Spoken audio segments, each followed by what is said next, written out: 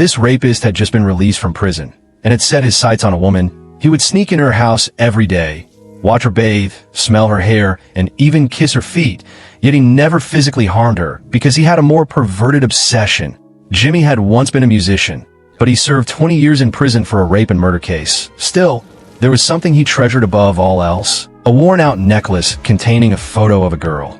After his release, he found a young woman in a music academy who looked exactly like the girl in the photo. Jimmy immediately devised a twisted plan.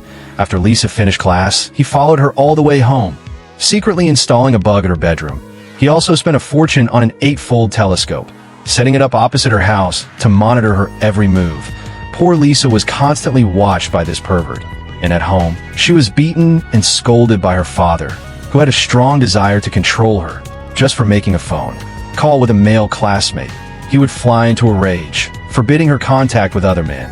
But strangely, a few days later, Lisa's father died at sea under mysterious circumstances. His death was extremely tragic.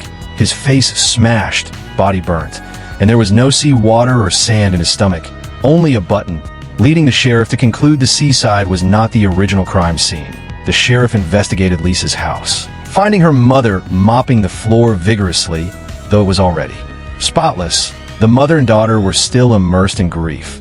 The sheriff left without pressing too many questions, returning to the station to dig into the family history. It turned out the deceased had an older daughter who looked exactly like Lisa.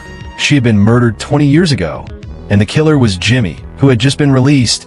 It was Lisa's father who had called the police and sent him to prison. Could it be that all of this was Jimmy's twisted revenge?